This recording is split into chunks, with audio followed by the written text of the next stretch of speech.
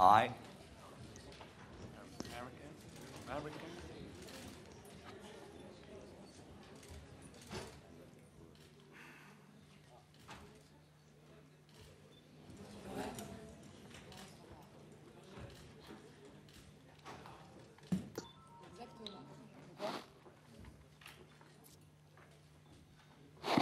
Bonjour à tout le monde, welcome everybody. Merci aux photographes de s'installer, s'il vous plaît. Merci. La conférence de presse se déroule normalement en français. Si tout le monde est capable de parler français, ça va? Et pour la traduction, vous savez évidemment comment ça se passe avec les casques. Il y aura un tour de table, ensuite les questions. Levez la main, levez-vous du siège, vous vous présentez. Une question par personne et par média, s'il vous plaît. Voilà, et je présente tout le monde. Alors, j'ai rarement vu une conférence de presse aussi impressionnante et aussi fournie. C'est dire que s'il y a des gens peut-être qui vous aiment, Gilles, je ne sais pas. C'est peut-être ça, finalement. À ma gauche, Alain Attal, producteur. À ses côtés, alors je vais passer pour vous de gauche à droite, Alban Ivanov, comédien, Marina Foïs, comédienne, Mathieu Amalric, comédien, en tout cas pour ce film-là, Gilles Lelouch, donc réalisateur de son film, Guillaume Canet, comédien, Laïla Bekti, comédienne, Philippe Catherine, comédien, oui, il est là, Félix Moiti, comédien, Palasingam Tamil Shalvan, comédien, et Hugo Sélignac, autre... Oui, j'ai eu un peu peur Bien joué. De répéter. Je l'ai dit un peu vite pour essayer de... Tant mieux. Hugo Sélignac, producteur. Gilles, ça fait combien de temps que vous aviez envie de mettre un carré dans un rond ou dans un carré? Ça fait 5 ans que je suis sur ce projet, en fait. Ça fait 5 ans, encore un peu plus. J'avais envie de parler de cette espèce de petite...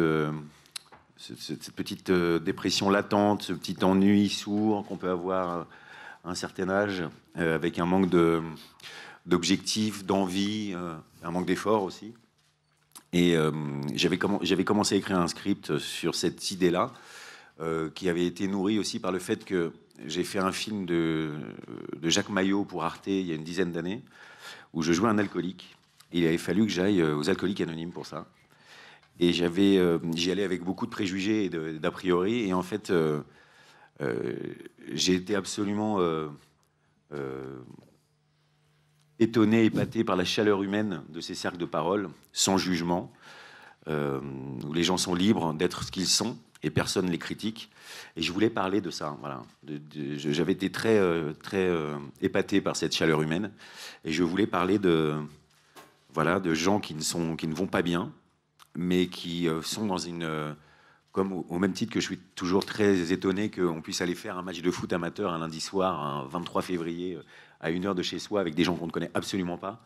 Je pense qu'il y a quelque chose qui dépasse l'idée même du sport, qui est du domaine de la curiosité humaine, et de simplement sortir de chez soi.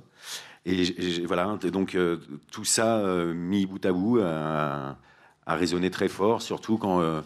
Hugo Sélignac m'a parlé d'un documentaire que j'ai regardé sur des hommes qui faisaient de la natation synchronisée masculine, et j'y ai vu une discipline poétique, féminine et marginale. Et j'ai trouvé que tout ça, mis bout à bout, avait peut-être l'occasion de faire un beau film.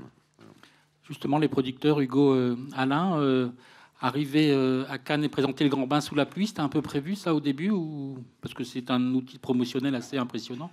Hugo, Alain? En fait, non, on a réussi à éviter la pluie. C'était prévu, tout était organisé. Il fallait qu'il pleuve toute la journée et que ça s'arrête pour notre projection, ce qui a été le cas.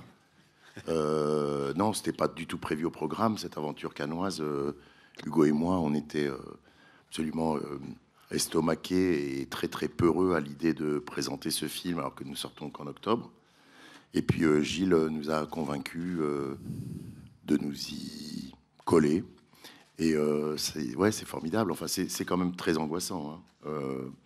de montrer en fait finalement pour la première fois le film au public, même si, et en plus le public cannois peut ne pas être tendre, donc voilà, c'est fait, et on est ce matin plutôt heureux de la réaction d'hier, qui était formidable, très émouvante.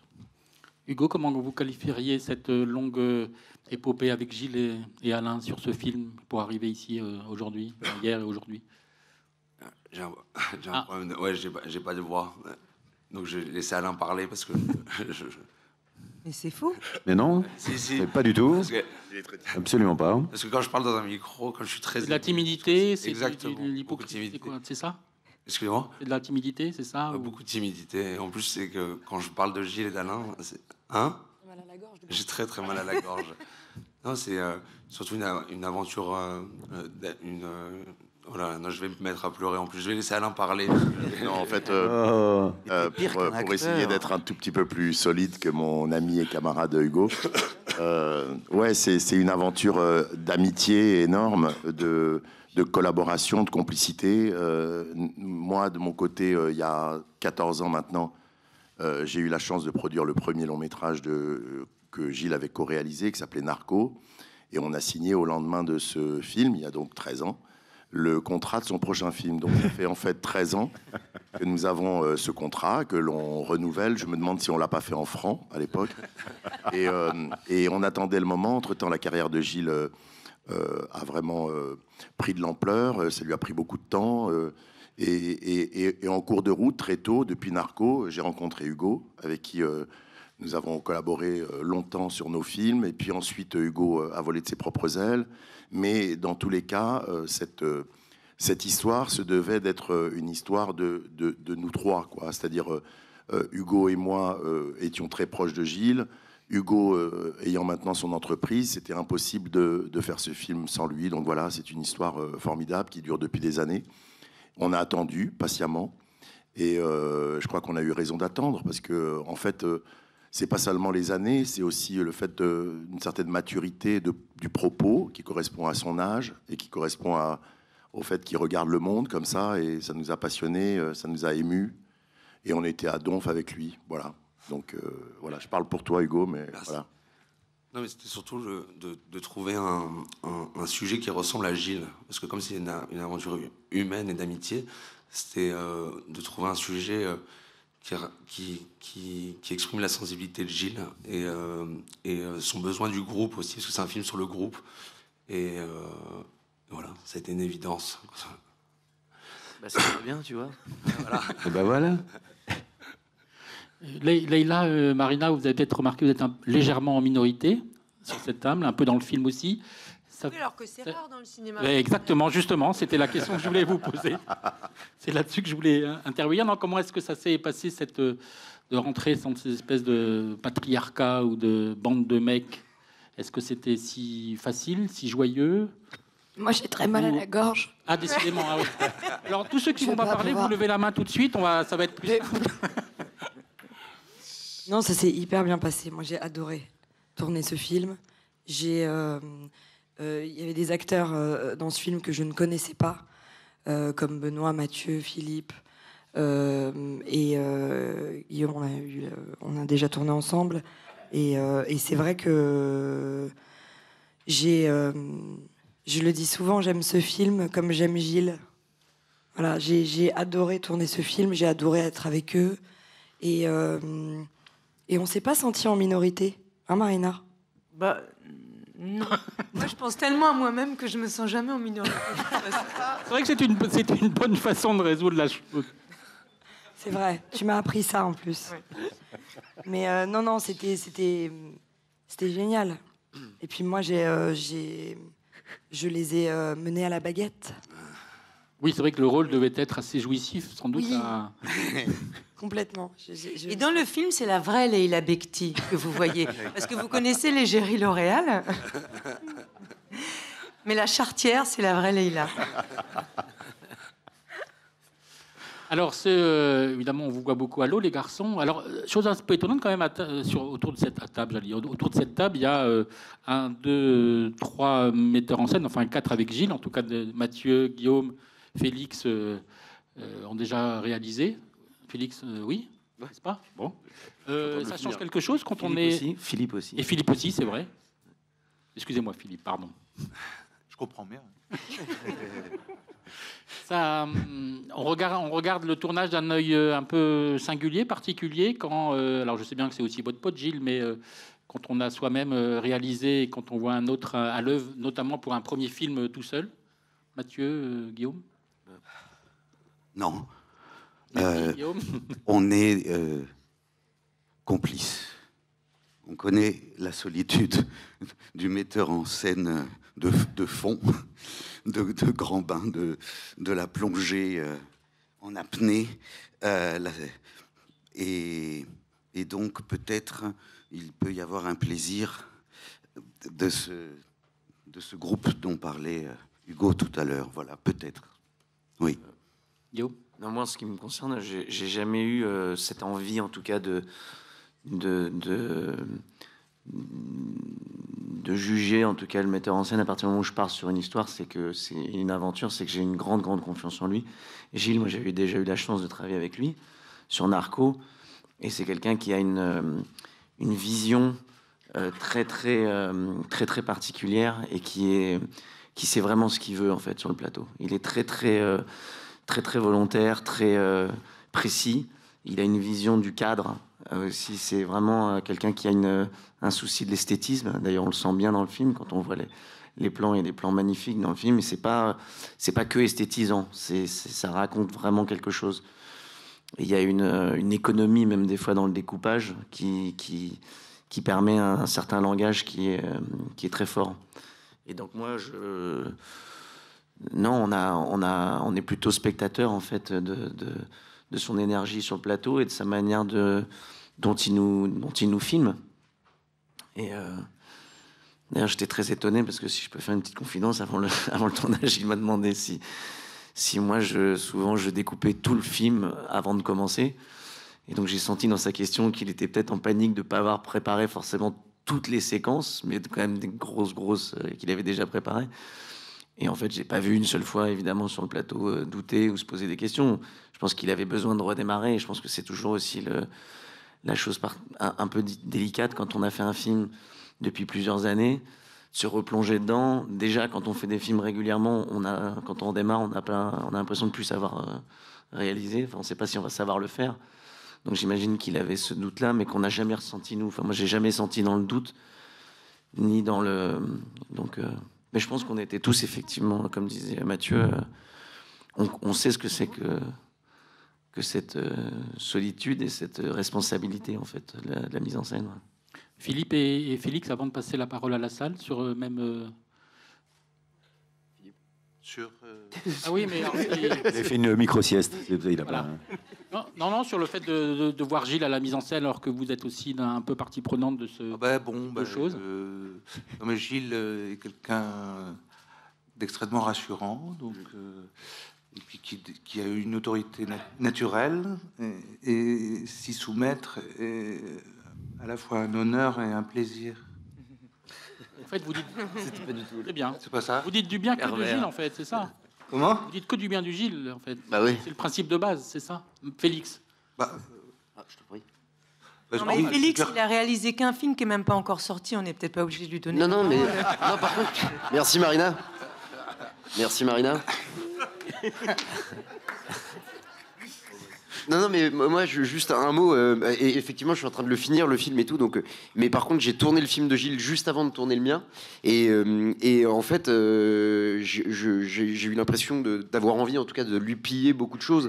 Et notamment, déjà, la camaraderie qu'il a instaurée sur le plateau. Et l'idée de créer vraiment, et c'est le sujet du Grand Bain, un espace collectif, quoi, pour sortir la tête de l'eau au sens propre et essayer d'investir la vie d'un peu de sens grâce au collectif et grâce au groupe. Et comme le cinéma est un art collectif, je trouve que Gilles le fait admirablement bien. Et il l'a dit, Philippe, c'est quelqu'un d'extrêmement rassurant. Et donc on a envie de nous galvaniser. Moi, il m'a énormément galvanisé avant le début de mon propre film, donc je le remercie pour ça. Oui, Marina, c'est pas si mal comme réponse, en fait. Celle Mais c'était intéressant. Tiens, Marina. Elle est bien. Oui. Oui, Finalement. je regrette. Tu valides? Excuse-moi, je valide. Je regrette. Des questions, monsieur Bedard. Bonjour. Ça fonctionne, c'est épatant. Bonjour. Hugues Daillet, RTBF, télévision belge. On a envie de poser des questions à tout le monde, mais j'ai envie de revenir, Gilles Lelouch, sur vos propos initiaux et un petit peu creuser le thème du film. Parce que, naturellement, il y a des scènes très drôles, mais vous avez évité la grosse gaudriole. On n'est pas de la comédie avec un grand K. Et il y a effectivement une profondeur, une humanité. Ces hommes, à certains moments, sont pitoyables, sont ridicules. Ils sont tout seuls dans leur petit slip. Enfin, tout ça est très, très bien. Comment est-ce que vous avez... Ils sont seuls dans leur petit slip. Comment est-ce que vous avez trouvé la tonalité pour faire exister tous les personnages et pour trouver cette espèce de fil entre justement entre l'émotion et le rire? Comment est-ce que vous avez travaillé ça et qu'est-ce que vous aviez envie de dire sur ces hommes? Merci. Eh bien, je ne sais pas. Mais en fait, je suis jamais parti dans l'idée de faire ou une comédie ou un film social ou un drame. C'était une. En fait, j'ai beaucoup travaillé sur l'arche des personnages, d'essayer d'avoir des histoires assez construites pour chacun d'eux, pour qu'il y ait un enjeu pour chacun d'eux et surtout une empathie forte. À l'intérieur de ça, il y avait des personnages qui étaient plus dramatiques, comme le personnage de Guillaume, dont on connaît ou reconnaît les troubles assez tardivement dans le film, finalement. Et d'autres qui sont, comme par exemple le personnage de Philippe, plus écrit, avec une certaine naïveté, une certaine candeur, et donc un écho de comédie. J'ai simplement voulu être libre à l'intérieur de tout ça,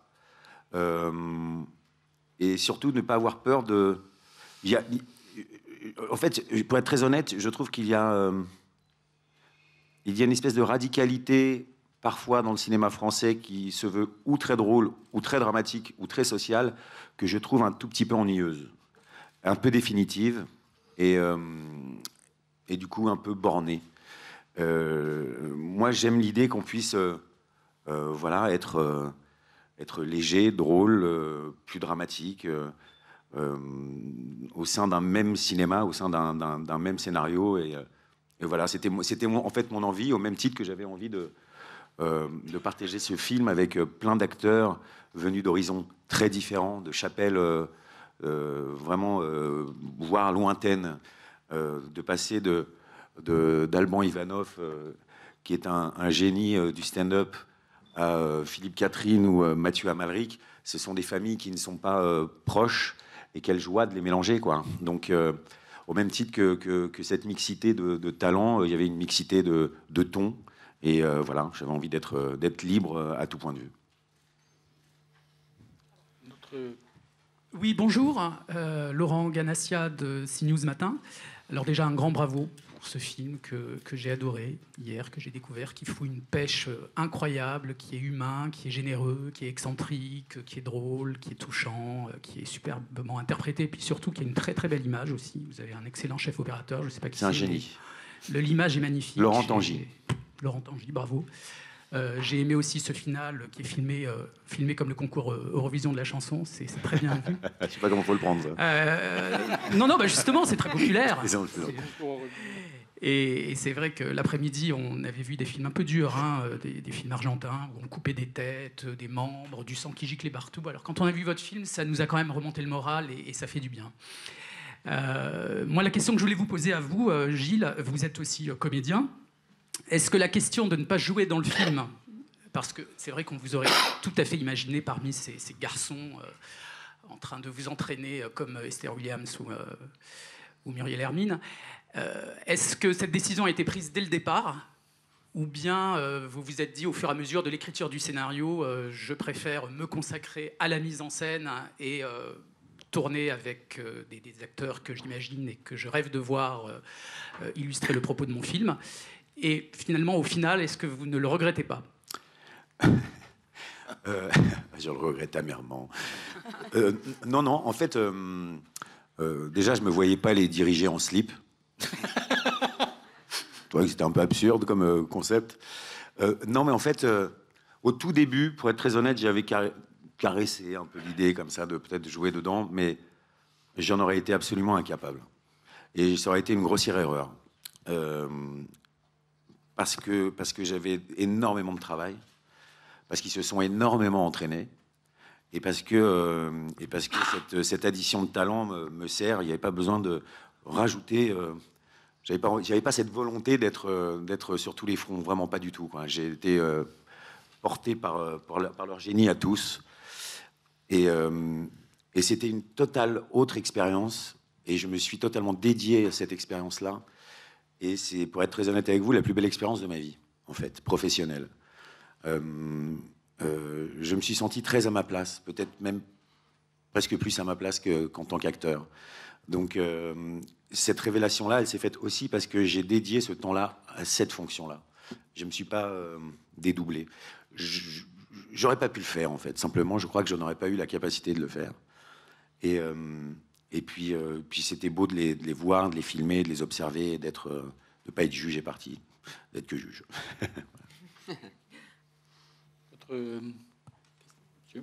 Bonjour, Jérémy Kiffel, VT Consult et Sud Radio.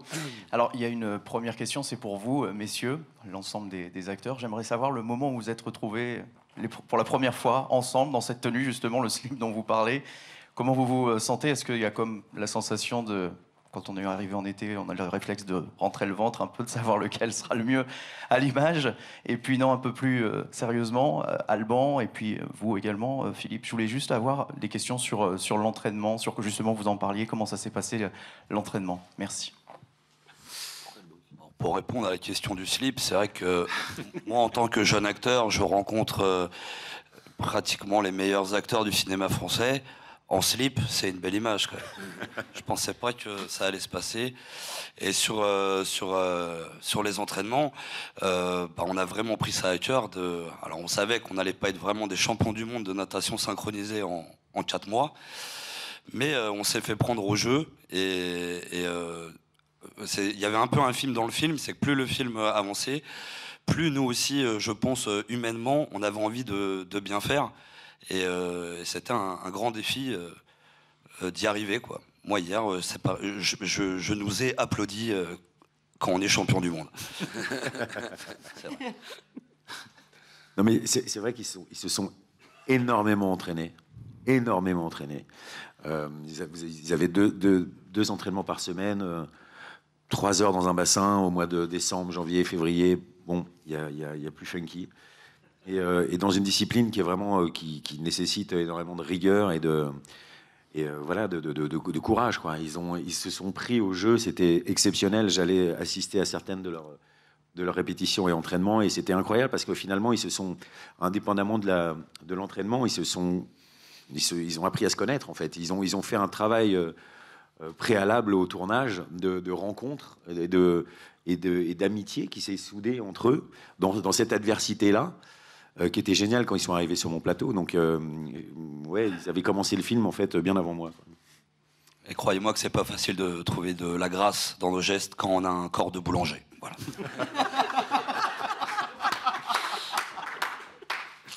Je voulais quand même le dire. Corps de boulanger. C'est pas grave, Alban, c'est pas grave. Mathieu, pour répondre à la question, alors, on le sait peut-être peu, mais vous étiez le seul à être assez au fait de la chose de la natation, puisque vous avez été vous-même nageur émérite.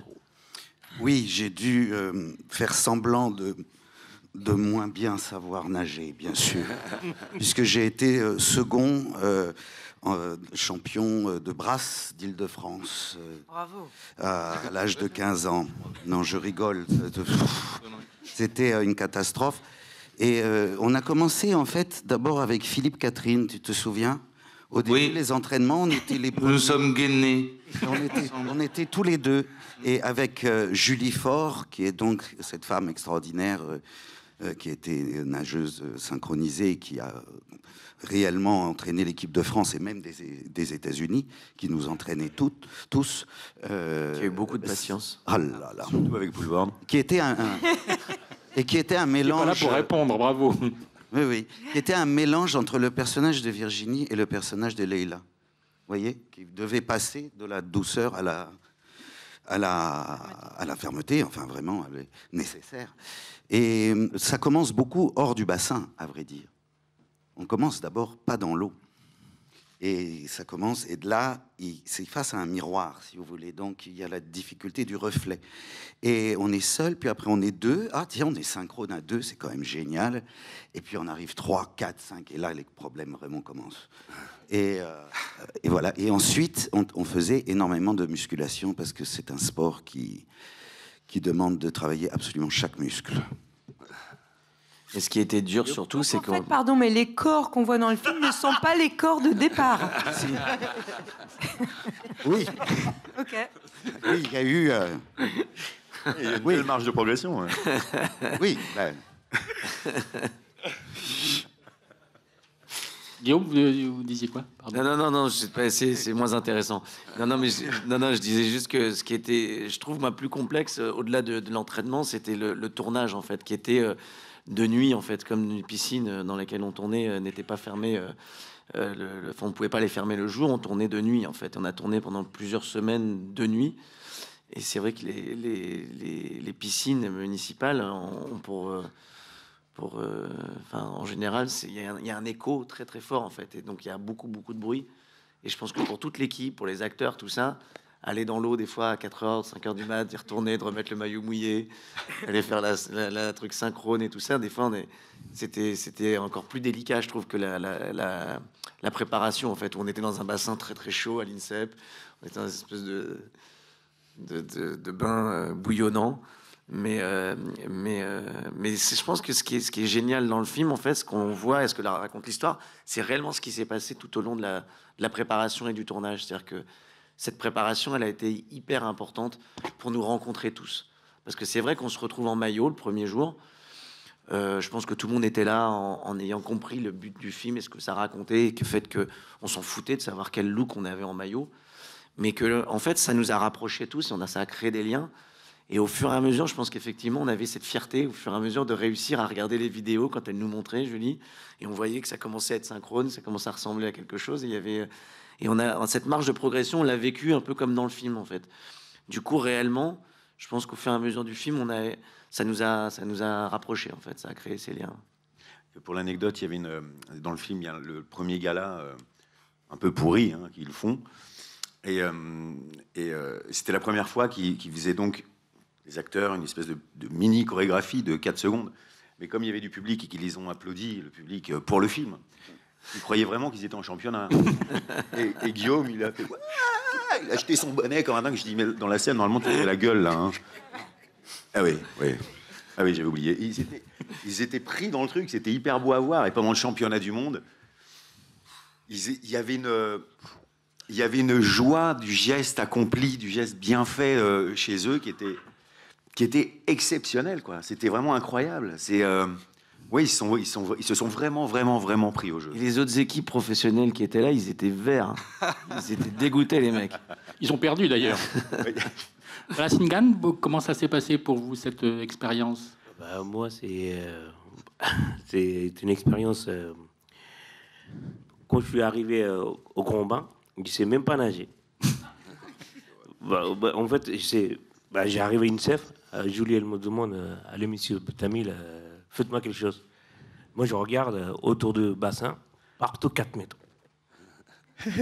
En fait, moi, je commence par petit profond et que j'y vais. Elle me demande, allez-y. Julie, désolé, je ne sais pas faire. Oh, c'est pas grave, allez-y. Moi, je prends le bord de la piscine et j'y descends. Je fais 1 mètre. Elle dit, bon, arrête. Après, moi, j'ai dit à la personne, c'était Sandra, j'abandonne. Je peux pas. Je suis parti. 1 semaine après, Sandra, elle me recontacte. Tamil, Gilles, il a mis votre personnage dans sa tête. Il faut que vous reveniez. On va vous trouver une maître nageur. Donc, j'ai pris 10 séances de natation. Je sais pas, peut-être c'est Gilles qui m'a donné confiance ou c'est le Grand Bain qui m'a donné confiance, je sais pas. 10e séance, j'étais opérationnel. Je sais tout faire. Voilà. C'est très émouvant d'ailleurs dans le premier concours avant le water polo. Soudain, on voit que tu as une bouée oui, tellement jolie. En fait, c'est vrai, j'avais peur. Donc c'était... c'était qui? C'était... comment ça s'appelle? Christian. Moi, j'étais angoissé. Je ne sais pas quoi faire. En fait, je lui avais montré, est-ce que je peux mettre... Après, je pense qu'il est parti voir Gilles. Et il a autorisé. Après, Julie lui vient, mais c'est bon, tu peux mettre ça. Ok. En fait, il y avait du monde autour de ça. Et pour moi, c'est une première expérience. En fait, à la base, je ne suis pas comédien. Avec des personnages comme ça, j'imaginais même pas comment je vais... Après, c'est parti tout seul. Bon, c'est une expérience que j'attendais pas. Bon, merci Gilles, et Alain et Hugo. Merci Cinéma Française. Voilà. D'autres questions? Pardon, oui. Hi, my name is Reka Sauka, I'm from Hungary. Je viens de la Hongrie. Je vais poser ma question en anglais. En anglais.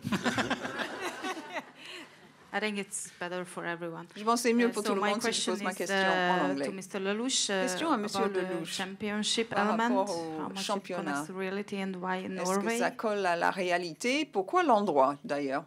Norvège. Pourquoi en Norvège? Pourquoi en Norvège? Parce que je vois, vous avez compris la question là? En hongrois.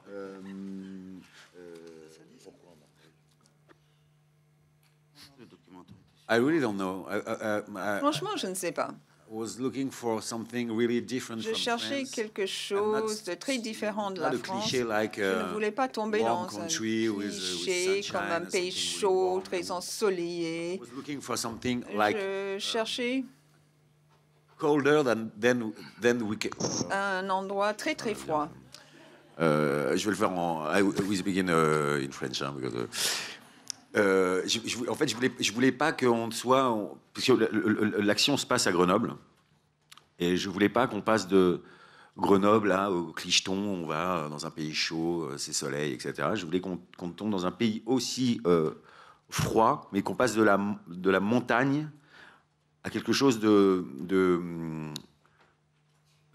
plus plat, tout en restant un peu dans la même esthétique, mais avec de l'horizon.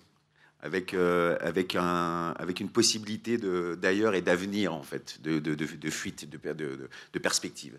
Et donc voilà, je suis passé de Grenoble à la Norvège, et puis je ne sais pas pourquoi, dans ma tête, c'est crédible qu'il y ait un championnat du monde de natation synchronisée masculine en Norvège. Je ne sais pas pourquoi. Oui, mais en fait, ça n'existe pas. Ça n'existe pas du tout. C'est de la pure fiction. Madame, pouvez juste Allô? lever, pardon. Me. Et puis, Okay. vous présentez. Cristiana Lievi from Italy, GQ. Je viens d'Italie. Sorry, okay. Okay. So, congratulations for the movie. It was Félicitations, really ce film funny, touching est and deep. drôle, touchant, profond. In my perception, this movie is a kind of Pour moi, new version ce film of man est comme une nouvelle post-Weinstein, let's say. version Or de at least l'homme a good post-Weinstein, ou au moins une bonne So that's the imitation. story. The other story, Ça, c'est mon because of the premier point. contrast, I would like to know which Ensuite, is your je voudrais relationship with the savoir so-called masculine sports. Comment vous voyez ces sports Real life. masculins dans la vie réelle? En fait, moi, dans la vie, je ne suis pas du tout un moteur de sport. C'est pas quelque chose que je regarde. J'ai toujours été nul au foot, dans les sports collectifs. J'ai jamais trouvé ma place là-dedans, bizarrement. Et en fait, ce qui m'intéressait vraiment le plus, c'était la troisième mi-temps, finalement. C'était ce moment où les gens sont excités, joyeux, à tort ou à raison, mais d'avoir fait quelque chose ensemble et de se parler. Voilà, c'était ça que je trouvais réjouissant. Et pour parler de sport masculin, justement, j'ai été chercher quelque chose qui est plutôt du domaine du féminin. J'avais justement envie de féminiser ces hommes, de les fragiliser aussi, en les mettant dans une catégorie qui est un petit peu marginale. Une catégorie qui socialement est complexe à faire entendre aux autres, qui donc amène de la critique, qui donc amène de la moquerie. Et je pense que justement dans cette moquerie, les gens se soudent, et se valorisent, s'auto-valorisent les uns les autres, et ils s'unissent encore plus fort. Voilà. Gilles, pour avoir assisté à quelques jours de tournage, je me souviens notamment de ces scènes de nuit pendant le championnat du monde. Alors, c'était pas en Norvège, hein, c'était un scoop, c'était en France. Oui, Je ne vais peut-être pas le dire, je ne sais pas. Au Kremlin-Bicêtre. Voilà, c'est exactement. bien.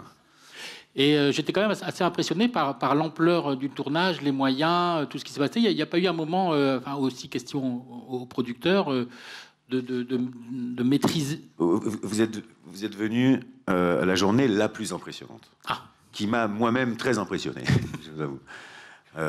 Oui, cette journée-là en particulier était... c'était une nuit d'ailleurs. Abyssal, ouais. C'était de nuit.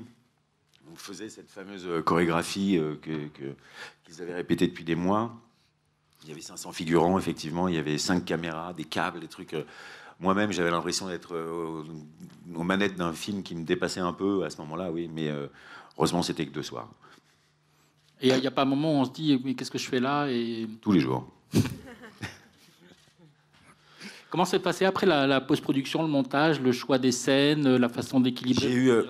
J'ai eu la chance inouïe de travailler avec Simon Jacquet, qui est pour moi un génie. Voilà, un génie du montage.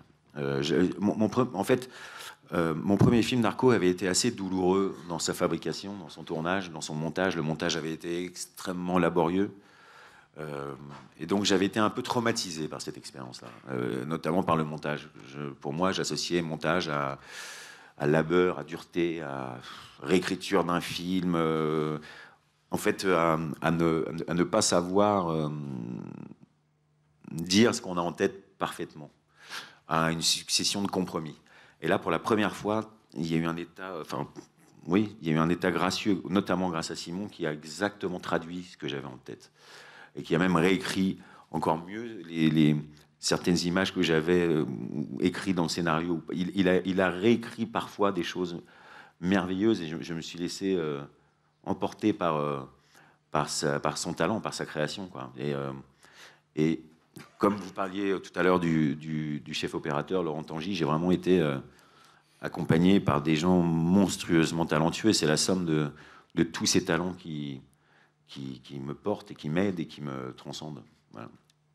Il y a la direction d'acteur, quand on est face à un groupe, est-ce qu'on dirige un par un ou une par une, ou est-ce que c'est une direction plus collégiale, ou est-ce qu'on en prend un à part, est-ce qu'on l'engueule à part, est-ce qu'on le félicite à part, est-ce qu'on engueule tout le monde? Non, moi je suis pas là pour engueuler qui que ce soit, mais ça dépend.